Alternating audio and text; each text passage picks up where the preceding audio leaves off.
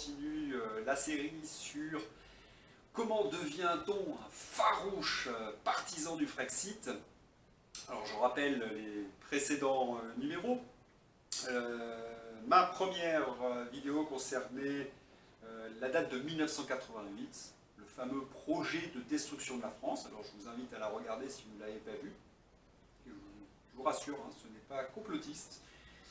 En 1992, la date du référendum sur Maastricht, comment la France a perdu sa souveraineté monétaire. Troisième volet, 1995-2001, comment l'Europe a empêché l'intégration des populations immigrées. Suite à ce numéro, il y a une conséquence au fait que l'Europe lutte contre la culture nationale. Eh bien, c'est notre culture française qui est directement impactée. À cette date de 2001, je ne suis pas encore pour le Frexit. C'est quelque chose d'assez flou. On veut sortir de l'Europe, évidemment, mais on pense plutôt à revenir aux origines de l'Europe, c'est-à-dire à l'Europe des nations.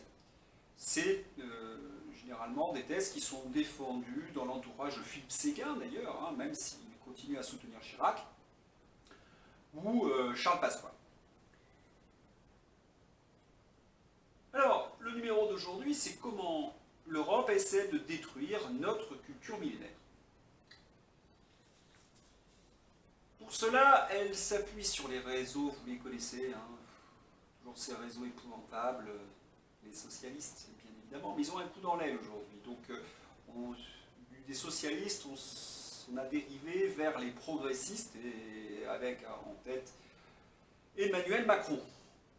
Après, vous avez différents petits partis, jusqu'au LR, qui soutiennent la politique européenne.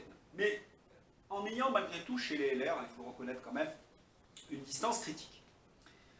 Alors, leurs piliers pour empêcher notre culture de s'épanouir, vous les connaissez aussi, j'en ai parlé dans les précédents numéros, c'est la repentance, et évidemment, ils vont tout faire en sorte pour qu'on haïsse notre propre culture, qu'on ait la haine de soi. Deux dates assez importantes qui vont véritablement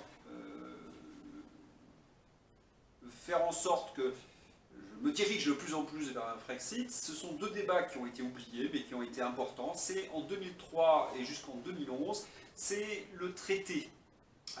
C'est sur l'écriture du traité de Lisbonne.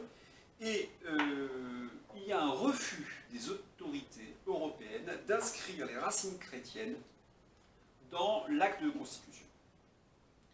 Alors, c'est quelque chose d'assez invraisemblable dans la mesure où la chrétienté, qu'on soit catholique, protestant, et je dirais même le judaïsme, et même de l'islam en quelque sorte, hein, si c'était cela hein, qui les empêchait d'inscrire, ont bien été sur le sol européen, mais la chrétienté a fait en sorte de construire nos représentations, nos façons de vivre. Refuser l'héritage chrétien, j'ai presque envie de dire, est une bêtise. En fait. C'est bête, c'est du domaine du taliban. Ensuite, quelque chose que je considère tout aussi monstrueux, c'est le refus de reconnaître dans la démocratie athénienne une forme de paternité à nos démocraties modernes. Encore, comment peut-on refuser cette paternité dans la mesure où tous les penseurs, et j'ai envie de dire tous les démocrates, se sont toujours référés à cette démocratie athénienne, quels que soient ses défauts. Je sais que généralement on donne comme argument le fait que la démocratie athénienne était injuste puisqu'il y avait de l'esclavage ou qu'elle était misogyne, mais il n'en reste pas moins que c'est le ferment qui a permis toute une réflexion sur la démocratie. Donc, l'Europe falsifie notre mémoire pour d'ailleurs des débats très très contemporains de petits cercles européistes. Cette confiscation de notre mémoire est, à mon avis, une des choses les plus graves que l'Europe ait faites. Puisque, en quelque sorte, elle est en train de détruire, littéralement, notre relation au passé. Alors, c'est pas un fait anodin, et puis c'est pas dû au hasard. Alors, comment fait-on pour détruire complètement notre rapport au passé? bien, la première chose, c'est le refus de l'enseignement de l'histoire nationale, ce qu'on a appelé le roman national. Dans les débuts des années 2000, vous avez toute une série d'historiens qui arrivent sur les plateaux et qui commencent à frapper très fort sur ce qu'on a appelé le roman national. Alors pour ceux qui ne sont pas au courant de la définition de ce roman national, généralement le roman national, ce sont les manuels d'histoire du XIXe siècle qui ont un peu mythifié notre histoire à travers des légendes, des héros, et qui ont permis, comme cela, que les Français aient une histoire commune. Alors ces dates, vous les connaissez, moi j'ai eu un vieux livre d'histoire entre les mains quand j'étais gamin, histoire pour les élèves de CP, alors je tiens à signaler.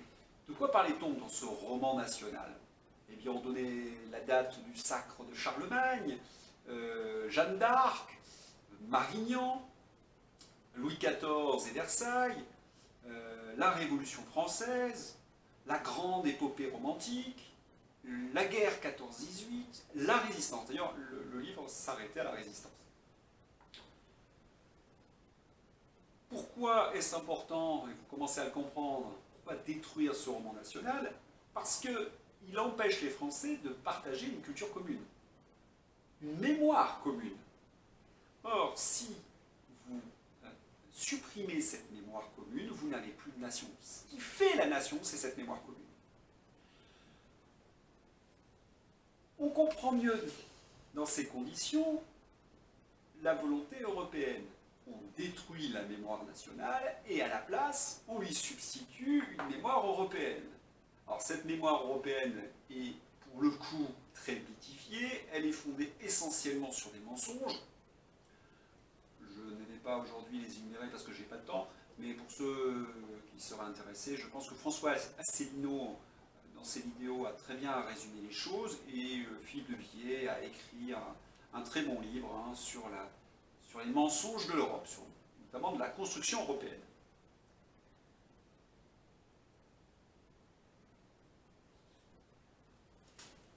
Alors, qu'arrive-t-il à nos petits Français d'aujourd'hui, à nos enfants? Eh bien, ils n'ont quasiment plus l'histoire de France, ils ne la connaissent pas.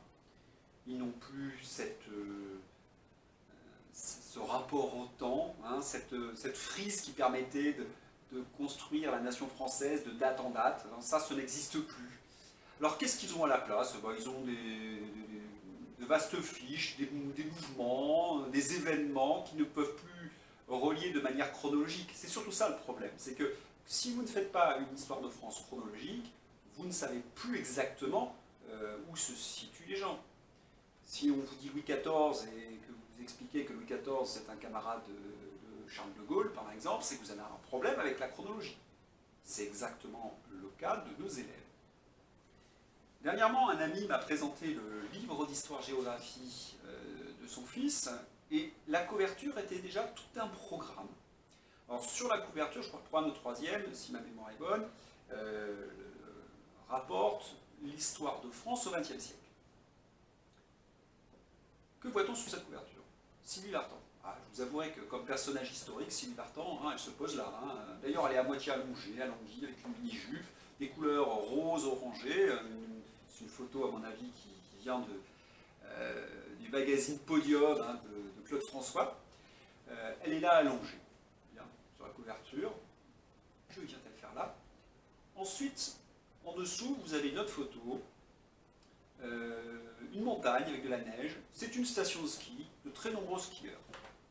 Et deux événements historiques que l'élève doit retenir, Sylvie Vartan et une station de ski. Alors, quand on analyse un petit peu cette couverture de manuel, Sylvie Vartan représente les yéyés, et aux élèves on leur apprend les bienfaits de l'individualisme. C'est dans les années 60 que naît cet individualisme. Quand en dessous, la station de ski, eh bien la société de consommation. Deux événements majeurs pour ces européistes, la société de consommation et l'individualisme. C'est ce que les élèves doivent retenir du XXe siècle. Charles de Gaulle, la résistance, la Deuxième Guerre mondiale, les camps de concentration. Bien sûr, ils vont avoir quelques fiches là-dessus, mais ils vont être incapables de relier ces événements réellement, entre eux, de travailler ces articulations, puisqu'on ne leur donne plus d'éléments chronologiques. Voilà, l'histoire s'effondre littéralement, et vous avez des élèves qui ne connaissent plus rien de leur passé, qui ne connaissent plus rien de ce qu'ont pu... des combats de leurs ancêtres. Moi, c'est surtout ça qui me gêne le plus. Nos enfants ne connaissent plus rien des combats de leurs ancêtres. Pourquoi, à un moment donné, on a construit cette nation française? Pourquoi nous avons eu la Ve République? Et pourquoi est-ce un aboutissement de notre civilisation? C'est un véritable drame national que nous vivons. Peut-être que les choses vont changer. Nous avons un candidat, Éric Zemmour, qui est un passionné d'histoire, qui veut, comme il l'a dit d'ailleurs, j'avais été très frappé, ça m'a touché, c'est pour ça que j'ai aussi fait ce numéro. Il aimerait que, encore, dans 50 ans ou 60 ans, on puisse discuter de Napoléon, de Charles de Gaulle, de la Résistance, de s'engueuler, bien sûr, parce qu'on n'a pas toujours la même vision de l'histoire, mais qu'on puisse en parler. Avec les programmes de l'Europe, avec les programmes qui ont été faits, ça ne sera plus possible. Et j'ai beaucoup aimé la phrase d'Éric Zemmour qui dit « J'aimerais transmettre mon pays à mes enfants ». Eh bien, ça fait partie d'un désir aussi. Et si à un moment donné j'ai été professeur, c'était pour participer à cela, transmettre ma culture, ma civilisation aux nouvelles générations.